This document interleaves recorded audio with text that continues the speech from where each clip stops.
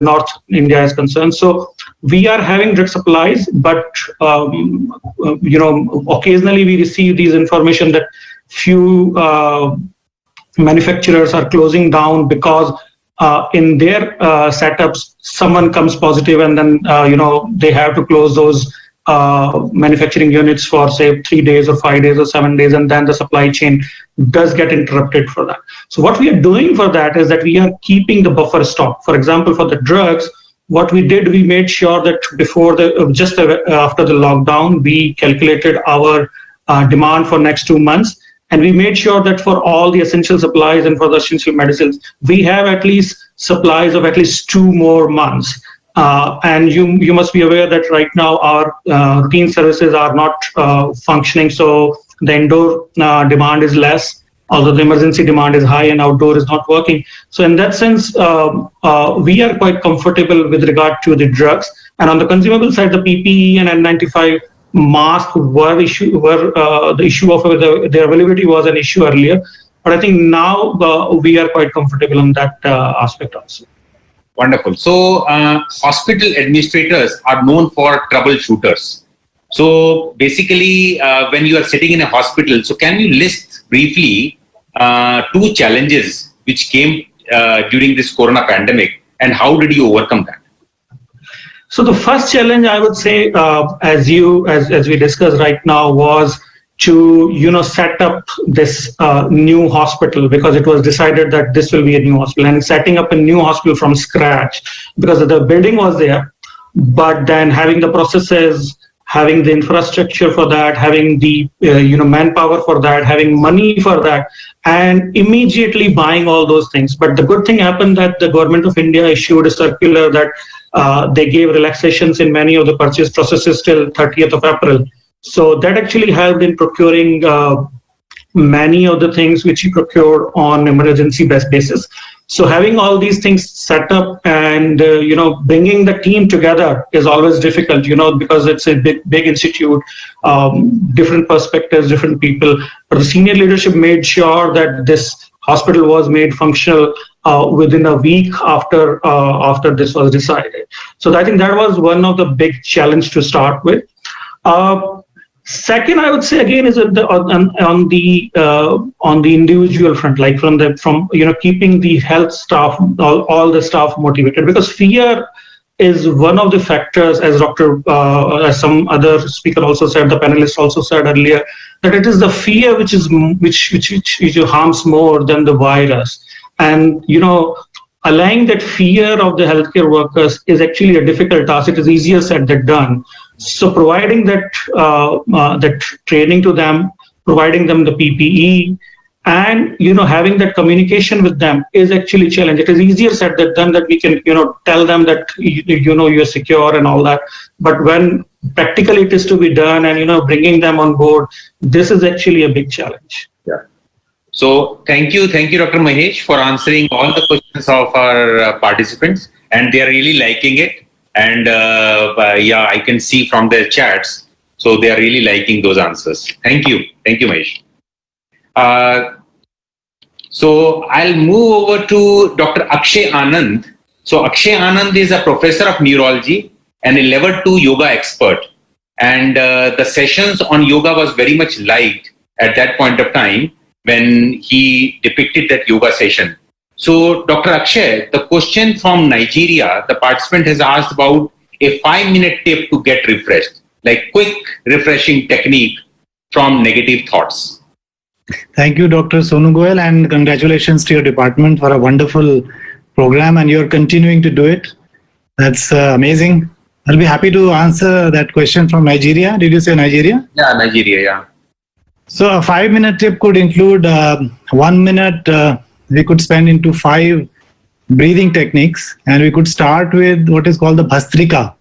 So these names will be difficult, but I can just show you. You can put a fist next to your shoulder and bring it up, breathing in, and then bring it down, breathing out. And you can do it slowly. If there are shoulder problems, you can dilute it. Breathe in and breathe out. Breathe in and breathe out. So when your mind is agitated, you would need to start by this. I feel this would be really helpful. Yeah. And then the prana or the mind and the body become synchronized by this kind of an action. You could do it for a minute, followed by an abdominal breathing. You sit straight on your chair or on a comfortable pose on the ground or on a chair, and breathe in. As you breathe in, the belly comes out. As you breathe in, the belly comes out. As you breathe out, the belly goes in. So keep breathing and gently close your eyes and just focus on inhalation and exhalation with the belly. It's also called the belly breathing. So you could spend 1 minute for belly breathing and then move to what is called the Nadi Shodhan or the Alom Vilom. So basically closing the right nostril and breathing in from the right and then breathing out from the left, and then breathing in from the left and then breathing out from the right. Just continue this cycle for a minute, slowly closing your eyes, deep breathing and deep exhalation, deep inhalation and deep exhalation.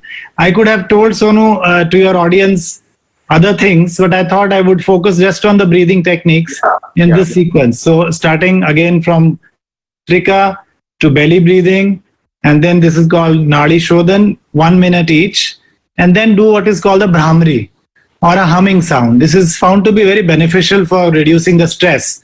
Or you could just make a humming sound like this. This can be done in different variations, but the easiest is to just sit in Nigeria, the person who asked, on a chair and just take a deep breath in, and closing your eyes, just make a humming sound.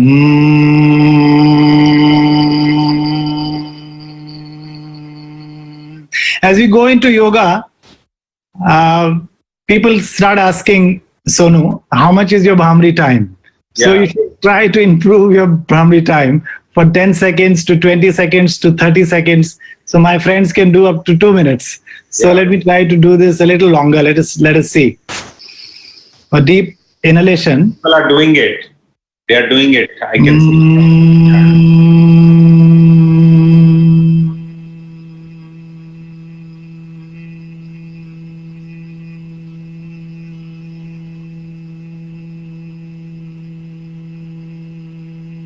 So we try to increase the time. It could also be done by just So it creates a lot of resonance around the body and the aura, and you feel really great and relieved. And the 5th minute you could consider spending just sitting in silence with eyes closed in whatever pose, maybe hands folded put together one on the top of the other. I cannot show it to you. And just stay in silence and keep focusing on inhalation and exhalation. If possible, try to exhale double the time you inhale. If you inhale for 4 seconds, exhale for 8 seconds. And again, in the yogic sciences and among the yogis, the practitioners, people try to achieve 4 breaths per minute. So slow. So the slower you go, the mind becomes calmer and less stressed. So I think if you do this kind of a 5-minute Bhastrika, belly breathing, Alom Vilom or Nadi Shodhan, and humming sound, and then followed by a minute of silence, it should help you, my friend in Nigeria. Wonderful. I think you have summarized almost all yoga which they want to do it quickly, because everybody is now don't have time. So 5 minutes spent on these breathing exercise and you will be relaxed. So Dr. Akshay, people have asked about the scientific basis of yoga. So can you tell about what is the scientific basis of these yogic techniques? Sonu, I lost you. I couldn't hear anything. Can you repeat? Yeah. So people have asked about the scientific basis of yoga. Scientific basis of yoga is described in a number of ways. One is that if you slow your breath, let me try to describe it the other way. When you're agitated, your breath is different, of a different character. When you're really silent and meditating, the breath is slow. When you're angry, the breath has a different character. When you're happy, the character is absolutely different. When you're sleeping, it's different. When you're anxious, it is different. So it appears that the agitations of the mind or the brain are reflected in the breath. So if you reverse that, if you can get a grip of your brain or the mind's character by modulating your breath, scientifically, you should be able to achieve some moderation of your brain, your anxiety or your stress or whatever way your mind is going here and there. Yeah. We had a Dr. Singhvi coming to our program, which is an online yoga education program on Facebook. He mentioned that something I didn't know, that there are olfactory nerves that go on to different parts of the brain, and they communicate. And that way, if you go do a lot of nostril breathing, you can, through those connections, regulate the brain, regulate the alpha waves. You can regulate the way you think, the way you become anxious and stressful. People also say that there is something called the hypothalamus pituitary adrenal gland, and the parasympathetic response is activated. As a result, with the deep breathing and with the asana-based or the posture-based breathing, you can regulate your parasympathetic response. So the ratio of the parasympathetic response to sympathetic response is towards the parasympathetic response. And the cortisol level, which is increased in the anxiety, is also reduced. This has all been shown up. And P300 waves have been shown to be regulated, have been shown to be the outcome measures which are regulated by yoga intervention or pranayama intervention. So there are many other studies, from molecular to biochemical to physiological changes by different protocols of yoga, diabetic yoga protocol or common yoga protocol, which is done on 21st of June, and the COVID protocol that has been put forward by the S. Vyasa University, a combination of mostly breathing exercises, particularly the lower lungs. So that has to be validated, but it has been proposed, and now a review has also come out. So there is a lot of wealth of evidence, about 5,500 clicks. If you do a yoga, if you type yoga into PubMed, you will get about 5,500 or more scientific articles. So a lot of science behind it. Yeah. So I think there are a lot of science, and rightly demonstrated, Dr. Akshay, a lot of biochemical reactions, a lot of scientific things which is there behind yoga. And I think when you have said about the cortisol level and the parasympathetic and sympathetic system, it clearly demonstrates that there is a science behind yoga. So thank you, Dr. Akshay, for answering the questions of our audience from various countries. Thank you, Dr. Sonu. Thank you, and thanks to your department. Yeah, thank you. So I'll now move on to Dr. Ravindra Khewal. So Dr. Ravindra Khewal is additional professor in environmental sciences, and there are a lot of questions for Dr. Ravindra. So the first question is by Dili Ram Nirula from Nepal. He has asked about what are the standard criteria of PPE. Thank you, Dr. Narula, for your question.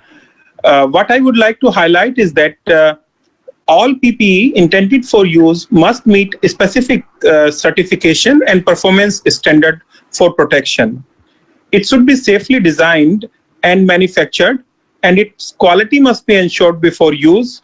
And when you wear it, it should be comfortably fit, and it should be following like EN and other criteria of your country. So accordingly, they should be designed and must be very easy for donning and doffing off.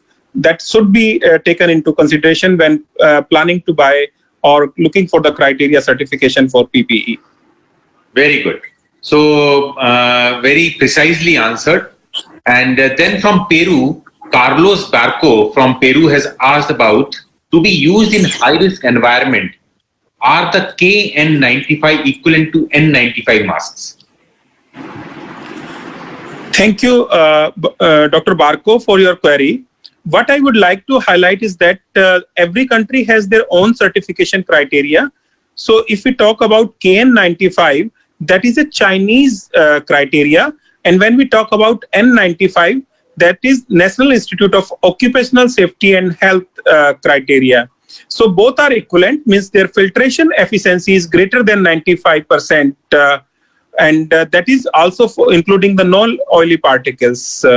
So comparing, they are equal and they have the comparable efficiency. Okay. So they are equal and have a comparable efficacy. So Exactly. yeah. So another question from Kenya, Micah Owaga from Kenya has asked, why is methylated spirit not used for disinfection? Thank you, Micah Owaga, for your query. What I would like to highlight here that methylated spirit are highly flammable, and they contain methanol, which is easily absorbed even through our skin and may cause toxicity. So considering its highly flammable nature and toxicity, they are not preferred. That is why 1% hypochlorite is recommended for disinfectant. But again, it depends on the type of surfaces like plastic or your mobile phone. Definitely, we would recommend the use of alcohol-based sanitizer, which is normally should have volume by volume 65% alcohol, so that your surface does not corrode by 1% hypochlorite solution. Very good. So another question from Nepal, Mukesh Podil from Nepal has asked about the use of disinfectant through tunnels and on full body are making a controversy as it may lead to antibiotic resistance. So is there any specific recommendation and rational use of disinfectants, or are these type of practices correct? Thank you, Mr. Mukesh, for your query, which is very relevant actually. As I said during my lecture also, the efficacy of disinfectant tunnel is not yet proven. Indeed, if the chemical composition means which is normally 1% hypochlorite become higher, it may cause also health issues, including itching, irritation in eyes, or difficulty in breathing. So such tunnel may give also a false, you can say, sense of security, and people may avoid what is the best practices, hand washing, social distancing. So we need to be very careful when applying such tunnel for disinfectant purpose. So we should be very careful, and as I said, as soon as the efficacy results are out, we will come back to you. Okay, wonderful. So another question from Diliram Nirula from Nepal, managing waste produced by positive case patients. So how to manage waste produced by positive case patient in a hospital? As you will say, Dr. Narula, that the things are changing very fast. Biomedical rules, let's say, were implemented or revised, were implemented in 2016. But they, looking at the COVID-19 emergency, they were revised in March, then in April, and also being looked at in May. So you can see how fast they are changing. But if how to manage waste produced by positive case patient is that we need to have double layered yellow leak-proof bag, and then we should have foot operating dustbin, and they should be labeled as COVID-19 waste. And then it has to be stored separately and should be incinerated within 24 hours if possible. Wonderful. So another question from Swambu Lunga from Kenya. Can boiling kill virus?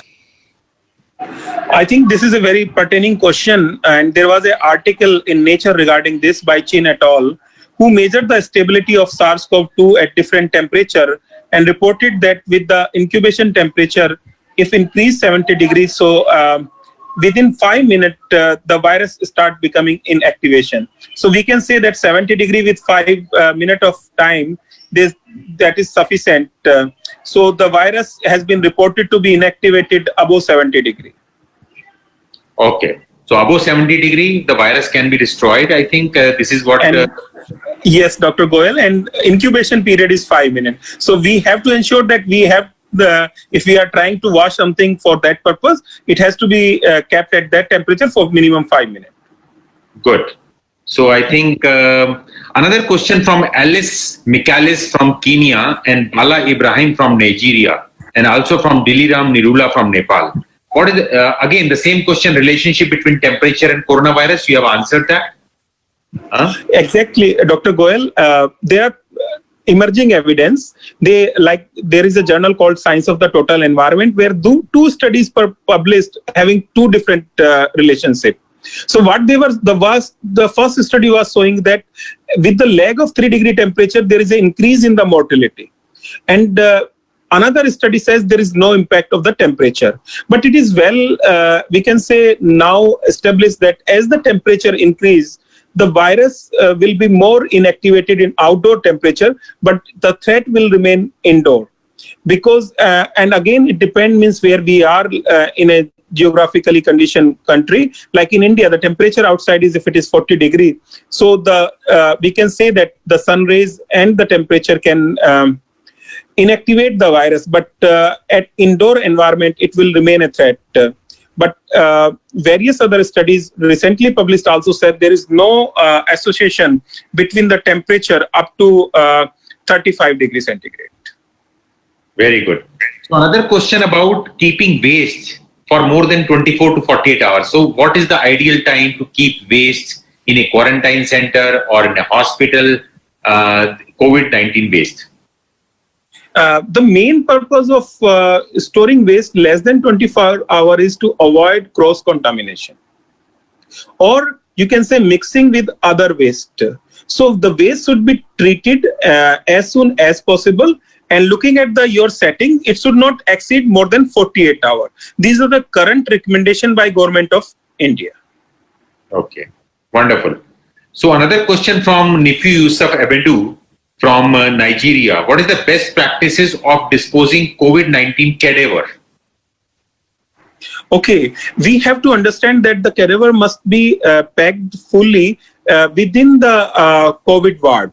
So that there it has to be packed in a double layered bag and there should not be any leakage, and then it should be released and should be marked where is the head and the foot. And I will share the link with whole detail because there is a complete document by Government of India how you can safely dispose of the dead bodies. Very good. So last question from Diliram Nirula from Nepal. So he has asked about survival of corona on surfaces. So what is your take on it? Okay, there was a very recently article in Lancet Microbe where they were studying how much time it can survive. So let's say if we talk about copper surfaces, it survives up to 3 hours. But there are table made of wood. It can be 2 days, glass and paper up to 4 days. Doorknob, stainless steel and plastic surfaces, it can be up to 3 to 7 days. So the virus has quite a long survivability on various surfaces. And we need to be, that is why we need to disinfect and use the disinfectant more routinely to avoid touching commonly used surfaces. Thank you, Dr. Ravindra, for answering all the questions very satisfactorily, and I can see the responses simultaneously on our chat section of YouTube, and people are really happy about the responses which we have got. And I would also like to thank the participant. Basically, they have gone through thoroughly through the presentation and they have asked very pertinent question. And thank you, Dr. Goel and the team who bring this out very nicely to the participants so that we can interact on this platform. Thank you very much. Thank you, Dr. Ravindra. Thank you. So now the questions for Dr. Poonam Khanna, who is the Associate Professor in Nutrition. So a question from Nigeria, the people have asked about the dietary recommendation to people living in rural area where food supplies are disrupted during this lockdown period. Thank you, sir, and thanks to the participants for their queries. And first, I would like to correct that dietary recommendations, they remain same for everyone. It is not true. They varies with age. The current requirement during COVID-19 is the nutrition security. For that, during my presentation, I have talked about Kerala and Ooty model, where the state governments, they have taken the help from the horticulture department and agriculture department.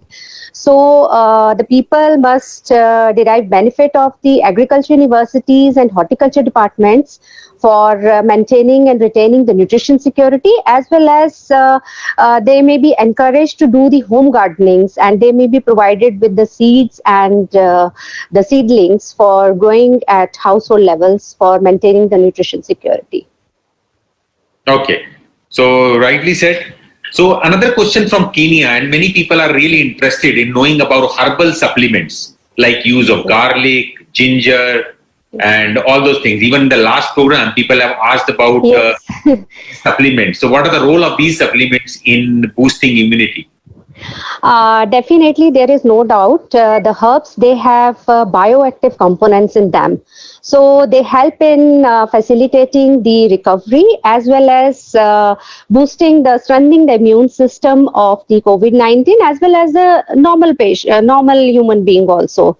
And in addition to that, like they have talked about the garlic and ginger. In garlic, like we have natural component allicin that helps in facilitating and boosting the immune system, and ginger is having terpenes and phenols. So they actually act as an antioxidant and provide free radicals. So they itself helping the immune system for providing, strength and fighting against the COVID-19. Even I can remember last time you told about the gold milk. So Golden, yes, sir. you told about that you boil the milk with the turmeric and then you drink that milk. So that is really a immunity booster. And Yeah, just you have to take 150 ml of milk, lukewarm milk or warm milk, and then in that you add half teaspoon of turmeric. Turmeric itself contain its immunity booster and have bioactive components in it, and they help in strengthening the immune system. if you don't like it, then what you can do is you can boil that thing and then you can take it. Even because the boil. Definitely. And what I suggest when I do the counseling, I suggest that don't start with half teaspoon. Just start with 1/4 of teaspoon, so that your taste develops for that thing. So gradually, with the time, after 1 week or 10 days, you start having 1 teaspoon of haldi in it. And boiling is boiling haldi and milk together will be added benefit. And in place of sugar, you may add honey. So that will give a distinctive flavor to the, drink. So thank you, Dr. Poonam, for joining here at 9 o'clock, 8:15.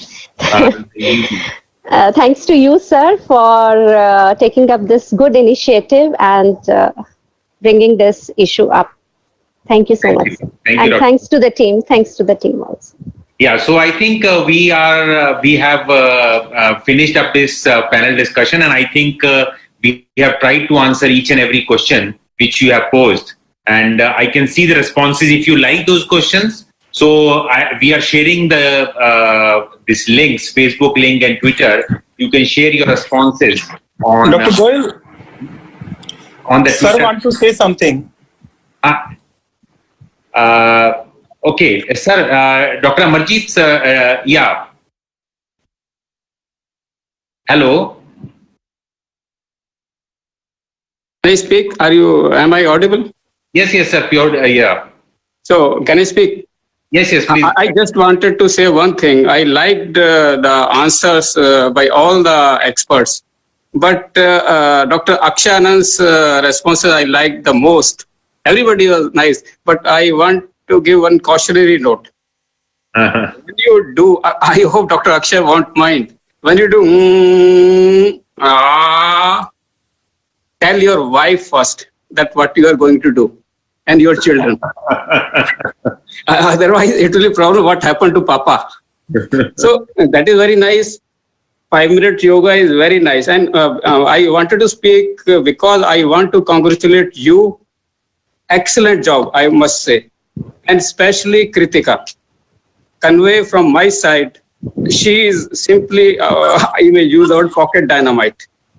A bundle of energy under your leadership, and it has brought laurels to our department, our institute, and of course, thanks to our director and all the authorities who have given this opportunity.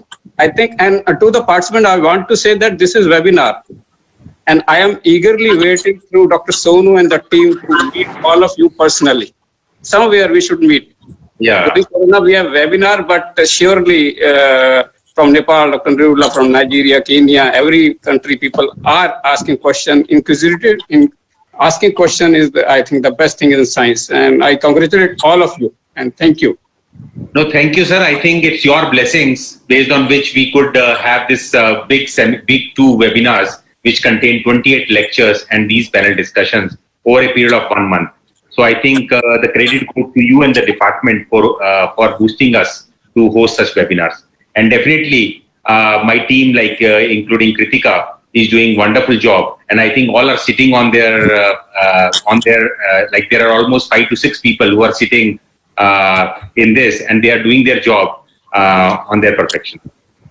The whole team was nice. Thank you, sir. Thank you. So I think you are right. Goel, Yeah. I would like to say that, as sir said, we have IAPSM 21, and we can invite all these participants to our workshop. So let us try this, and please share our workshop detail with them. So if participants are hearing me, we, on behalf of our HOD and department and director, would like to invite them in the IAPSM, which is Indian Association of Preventives and Social Medicine conference in March 21. One thing, am I audible? Yes, sir. Am I, Yes. in the conference, if they come, Dr. Poonam will promise to have that golden milk. She will prepare Exactly, for all sir. of you. Definitely, sir. Sir, it's my pleasure. It's an honor for me. I think a wonderful discussion which ends this particular panel discussion, and I hope that everybody has really liked this panel discussion, which is full of not only technical session, but in between we were not seeing that you all were bored, because every answer which you are getting. So I think we can see the different type of responses which are coming on my YouTube, because that is running simultaneously. So I salute the team. thank you, sir. Thank you very much, sir. Thank you very much, sir. It is a great honor for us. And as you said, we could not meet this time, but yes, we have designed a poster where everyone is there who is part of this particular webinar, and they are depicting from their country one best practice. So this one team is sitting there. So from yesterday, they were collecting the photograph which have been posted on our Twitter page, and they have downloaded the photograph, and now they have made a collage of all the photographs of so many participants. So it was night and day work. So today they have prepared it. So after this event, so our team will display that photograph which shows all the participants getting together, and that will show the togetherness. So the theme is like we can be together despite Corona separating each other. So I think after this we will be having that, and definitely we all will be meeting one day. The world is so small, and I think we all will be meeting one day physically also. As we say, Gar Khuda Laya.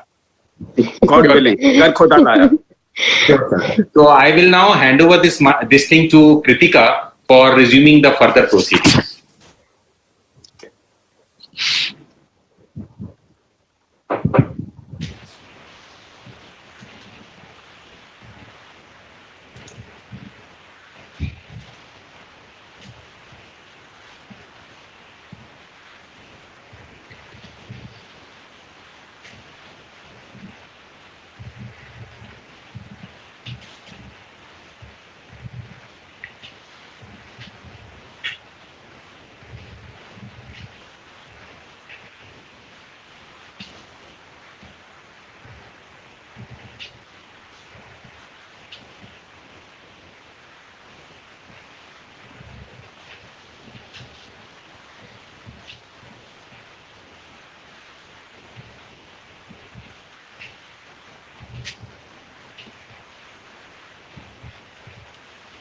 So thank you very much. I think I thank the entire panel for this interactive session and making this event a success. We definitely hope the questions and queries were very well addressed and discussed. The rich experience sharing by this technical expert group will be definitely useful to our participants.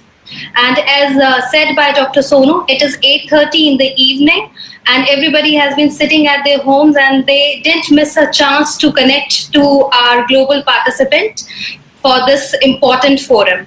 So I thank everybody on behalf of department for being here for this important event. So moving further, we have a video message from Mr. T.S. Trimurti, who is Secretary, Economic Relations, Ministry of External Affairs, Government of India. They couldn't join us online, so they have sent us a video message for you people. So I request our team to please play the message. AUKUS input model.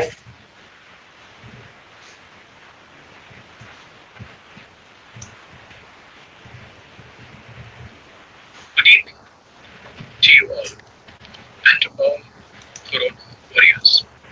It is my pleasure to see such a large number of participants. Battery is low.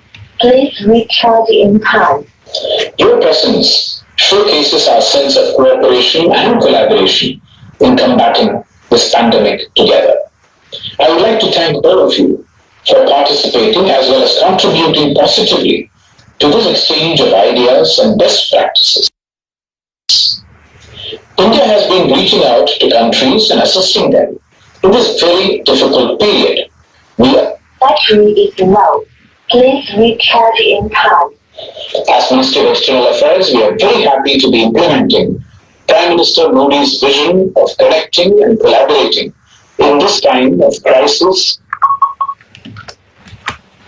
That the interactions started during this program will be kept alive to assist our region's healthcare community in finding effective protocols and solutions.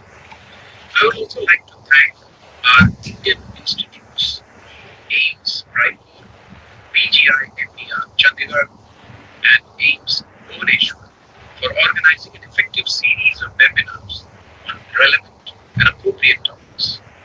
Most importantly, we at the Ministry of External Affairs appreciate all our doctors and healthcare professionals who have taken time out to engage in robust knowledge sharing in these sessions. We will be continuing our COVID management e-ITech courses and hope to see more of you to participate and benefit from these webinars. Dear e-ITech participants and healthcare professionals, please accept our thanks and best wishes.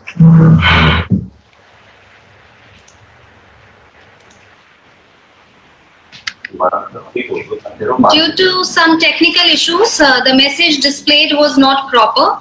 So we'll be displaying the message by Mr. Trimurti, Secretary, Economic Affairs, Ministry of External Affairs. I request our team to please display the message again. Thank you.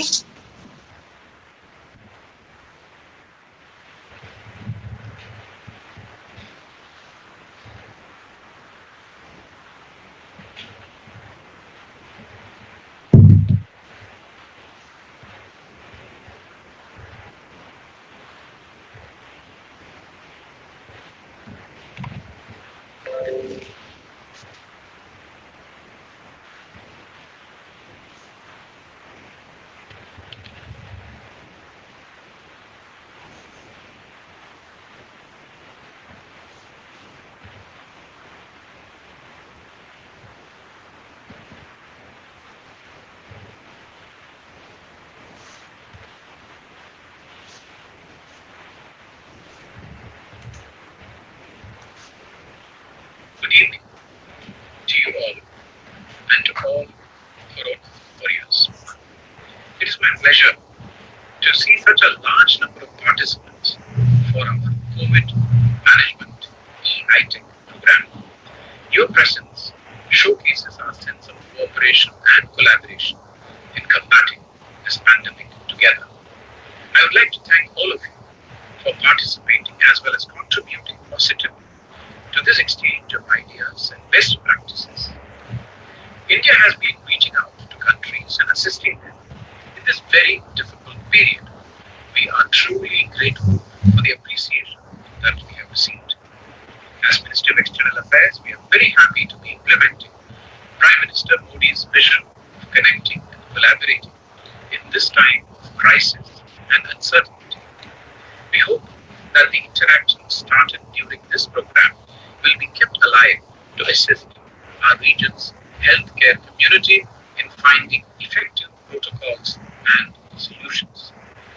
I would also like to thank our Indian institutes, AIIMS, Raipur, PGI India, Chandigarh, and AIIMS, Bhubaneswar, for organizing an effective series of webinars on relevant and appropriate topics.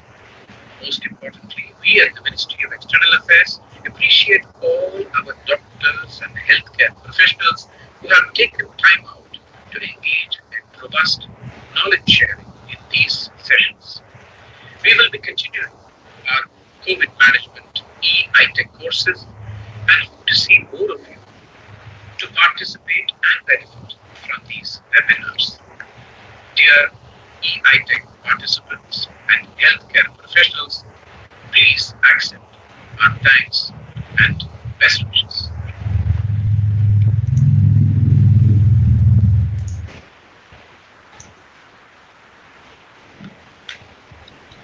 Thank you very much. We thank Mr. Trimurti for sending this message. It means a lot, though he couldn't join us, but his message delivered his thoughts, and he actually wanted to join, but he couldn't. So moving further, as we had 2 contests, and every day we used to push you up that post your pictures and be active on social media. So time is here that I'll be announcing the winner of our Social Buzz contest. So we have 2 winners. The first is Dr. Francis Gonzalez from Mexico, and the second winner is Mr. Dominic Edwin Mwanga from Kenya. Very congratulations to both of you. They have been socially active. They have posted n number of pictures. They have retweeted our tweets. They have used the proper hashtags. And of course, they have been actively involved in the course too. So we congratulate both these participants for their active cooperation and contribution in this course. And moving on to our second contest, which was slogan making, where we requested you to put a slogan depicting the course along with the integration of IPH MDP. So the winner for this is Mr. Stephen Kuluva from Kenya, and the slogan is e-learning at its best. Hashtag IPH MDP, Ministry of External Affairs, Government of India, Indian Technical Economic Corporation, controlling COVID-19 collaboratively. So thank you very much. We appreciate that you really like the e-learning platform, and your slogan actually tells us that we have successfully delivered this course. So thank you, Mr. Stephen. I congratulate you, and I ask all your fellow colleagues to please congratulate all the 3 winners for our contest. So these were the winners, and how can I forget that we asked you to post your pictures for a group photograph. And the time is here that we have prepared a collage from both the courses. That is the first course, which held from 27th April to 1st May 2020, where we trained around 90 plus participants from 14 countries. And the present course, where around 70 plus participants were there from 11 countries. So our team has actually collected all those pictures where you delivered a message to the world that COVID can be prevented by adopting best practices like hand sanitization, staying at home, use of proper masks, cough etiquettes, and many more things. So the time is here, and we'll be releasing the poster, which is separated by Corona, but together by IPH MDP, because you are now a part of IPH MDP family. So here we present the poster. Over to my team.